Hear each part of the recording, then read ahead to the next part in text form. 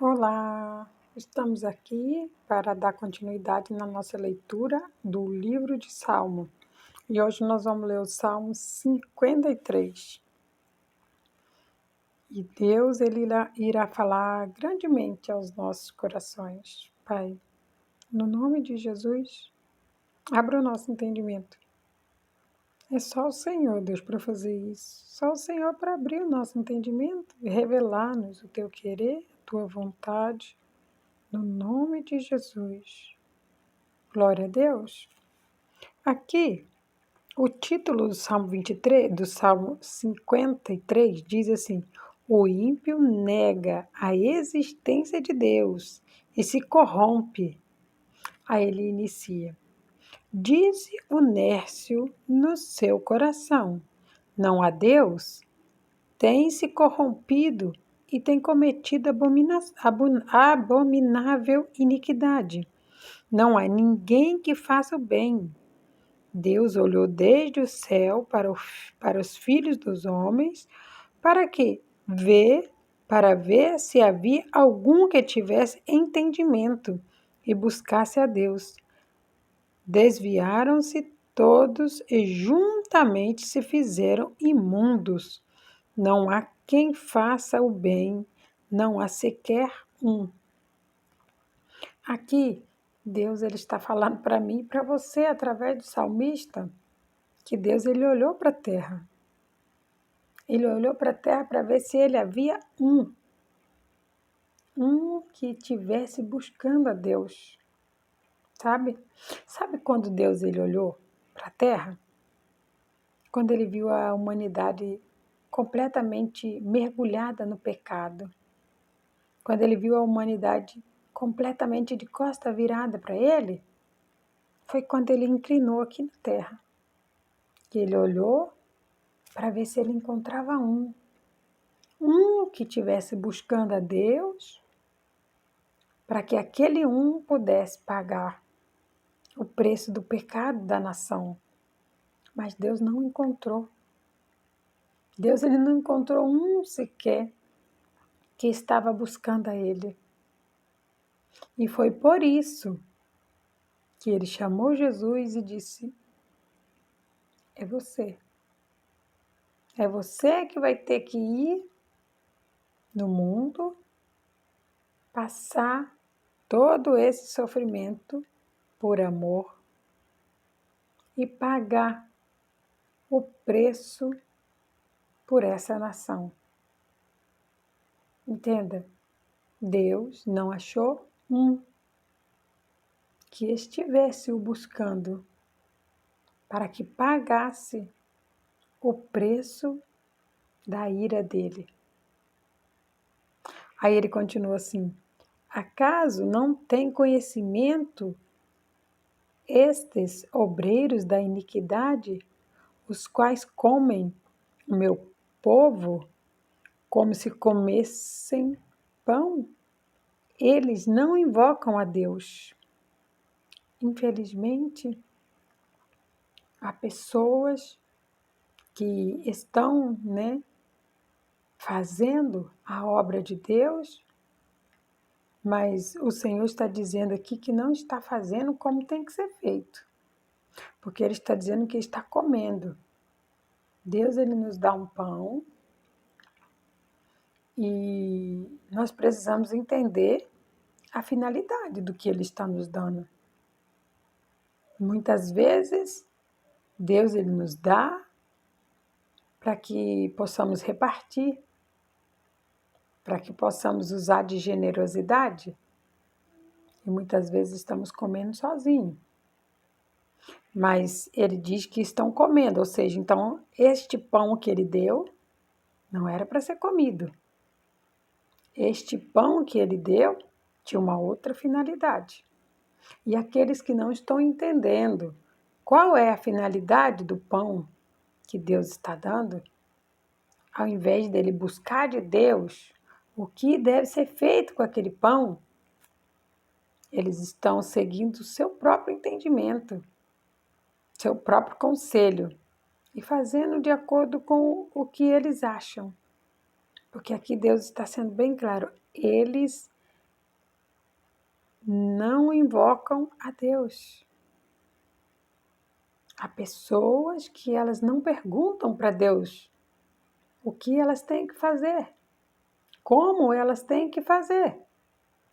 Elas simplesmente acham, vão lá e fazem. Aí quando dá tudo errado, ela vem no templo, ela dobra o seu joelho, ela chora e diz: por que está acontecendo isso comigo, Deus? Porque eu fiz tudo certinho, mas deu tudo errado. Aí a pessoa diz que Deus não está olhando para ela, que Deus não está vendo ela, que Deus não está vendo o sofrimento dela. Será que é Deus que não está vendo? Ou é as pessoas que não estão buscando a resposta em Deus? Porque quando nós buscamos a resposta em Deus, ela vem. E quando ela vem, ela é definitiva, é eterna. Pode confiar. Deus, ele fala e ele confirma. Sabe com quem que Deus não fala? Com quem não fala com ele. Natural, né? Pois é. Aquele que não fala com Deus, como que quer que Deus fale com ele? Eu só falo com a pessoa quando eu quero que a pessoa fale comigo. Então, para eu poder ouvir a voz de Deus, eu preciso falar com ele. E ele vai falar comigo. Se isso não acontecer, não vai haver diálogo. Aí ele continua assim: eis que se acharam em grande temor, onde temor não havia, porque Deus espalhou os ossos daqueles que te cercavam. Tu os confundistes, porque Deus os rejeitou. Entenda que há aqueles a qual Deus quer mudar, vamos dizer assim, esse cenário de silêncio. E o Senhor, Ele está dizendo que Ele quer fazer com que essas pessoas que não estão buscando a Deus, busquem a Ele. É por isso que Ele está aqui chamando a nossa atenção, porque Ele não quer que o mundo continue do jeito que está, sem se preocupar com Deus, buscando seus próprios interesses, fazendo suas próprias vontades. Não estão consultando a Deus, mas no final de tudo, quando algo dá errado, elas dizem que Deus não está vendo, que ela está sofrendo. E aí começam a colocar a culpa do seu sofrimento em Deus. Entenda, Deus, ele não precisa de advogado, não precisa de juiz e nem eu sou nada disso. Mas uma coisa eu digo para você, Deus, ele já fez tudo por mim e por você. Mas quando nós não buscamos na palavra o que agora eu e você temos que fazer, aí nós colocamos culpa de muitas coisas em Deus, sendo que ele já fez tudo. Agora, cabe a nós fazermos alguma parte. E se nós não perguntarmos a ele que fez tudo e deixou apenas alguma parte para que nós possamos fazer, se nós não perguntarmos a ele, nós iremos fazer coisas erradas. Se nós não pedirmos a direção dele para fazer o que ele quer da nossa vida, nós tomaremos decisões erradas. Naturalmente, vai se limitar às nossas forças. E quando as nossas forças se limitar, nós vamos nos frustrar. Porque de nós mesmos nós não podemos nada. Quem nos capacita é Deus. Quem nos fortalece é Deus. Quem nos ajuda é Deus. Quem faz tudo por mim e por você é Deus. E nós precisamos reconhecer isso. Aqui ele diz que o mundo não está reconhecendo isso. Aqui ele diz que ninguém está buscando ele. Ele olhou e não viu ninguém buscando. Ele olhou e ele não viu ninguém buscando. Aí ele fala: olha, mas eu quero que vocês me busquem. Eu quero ter um relacionamento com vocês. Mas a decisão é sua. A decisão de escolher a Cristo é sua. A decisão de fazer aquilo que Deus quer que você faça é sua. Deus, Ele já enviou o Filho dele por amor a mim e a você. E esse Filho, por obediência, Ele veio, Ele sofreu. E Ele sofreu calado. Por amor, por obediência, Ele veio, Ele passou tudo que tinha que passar, porque não foi encontrado nenhum que estivesse buscando a Deus. E após Ele ter terminado, Ele subiu, Ele foi glorificado, Ele subiu para o Pai. E agora aqui neste mundo, nesta terra, há coisas a qual eu e você precisamos fazer. Deus, Ele quer me usar, Ele quer te usar. Mas se você disser não, Ele não vai nos usar. Porque Ele se preocupa com o que você diz. Ele se preocupa com o que você fala. Ele se preocupa com o que você sente.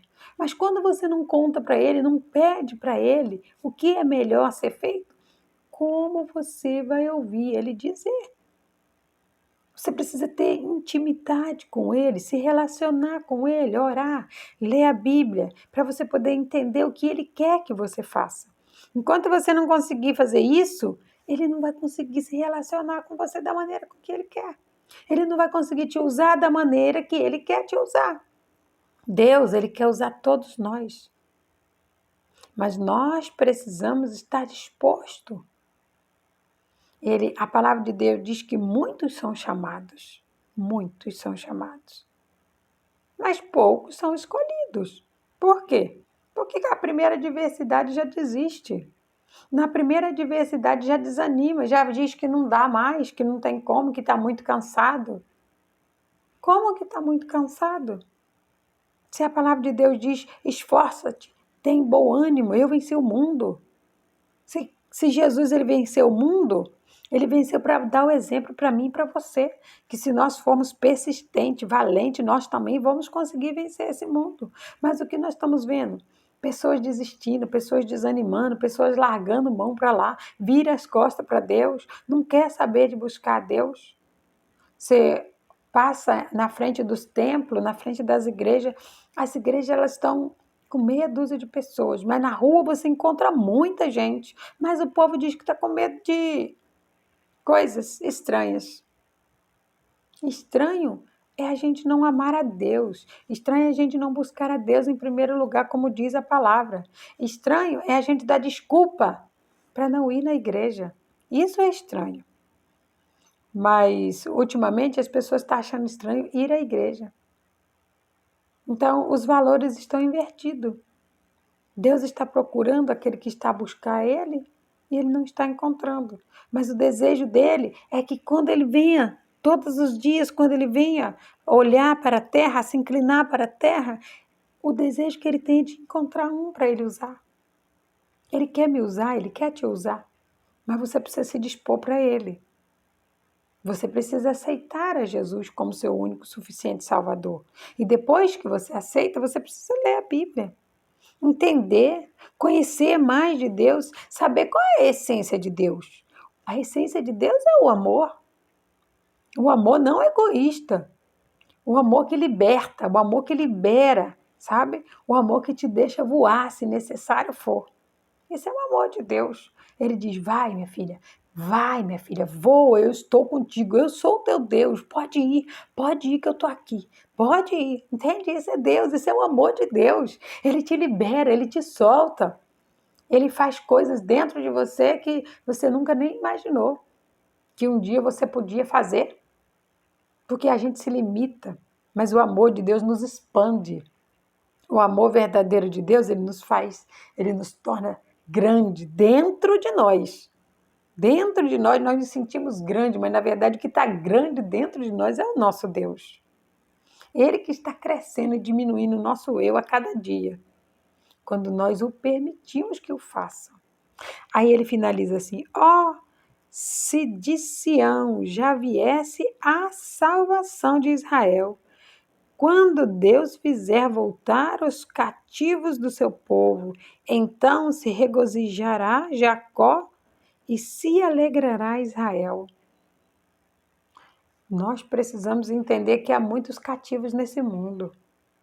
Há muitos aqueles que estão presos nas suas emoções, preso em vício, preso em sentimentos, preso em mágoas. Há tantos aqueles que estão presos, cativos nesse mundo e que Deus quer libertar essas pessoas. Mas para haver essa libertação desses cativos, é necessário que um se disponha. É necessário que um se coloque na brecha. É necessário que um se apresente para Deus. Senhor, eis-me aqui, envia-me a mim. Entenda, a seara é muito grande. Existem muitos cativos. Há cativos que eu posso ser um instrumento para ajudar, para salvar, em o nome de Jesus, porque é Jesus que faz tudo. Eu sou só um instrumento. Quem está dentro de mim é Cristo. O que sai de mim é Deus, é a virtude dele, que ele coloca nos meus lábios e ele adentra dentro de mim, ele inicia o processo de transformação em mim e depois ele vai frutificar, ele vai fluir para que eu possa fazer aquilo que ele me mandar fazer, no nome de Jesus. E a partir do momento que eu vou para fazer, eu vou perceber que a seara é muito grande, há muitos os cativos, há muitos aqueles que estão presos na mão do inimigo, por vício, por sentimentos, por muitos outros males que estão acometendo essa sociedade, doenças enganosas. E quando nós chegamos e nos deparamos com tanto de cativo, a gente percebe, nós precisamos de ajuda. Precisamos de ajuda. E qual é aquele que vai se levantar para dizer, eis-me aqui, Senhor, envia-me a mim também? É disso que Deus precisa. Pessoas que estão dispostas a ser instrumento na mão dele para Deus usar e tirar o povo dele do cativo, do cativeiro, livrar, libertar o povo dele do cativeiro. Pai, muito obrigada, Senhor. Obrigada, meu Deus, por esse entendimento. Oh, Deus, só o Senhor, Pai.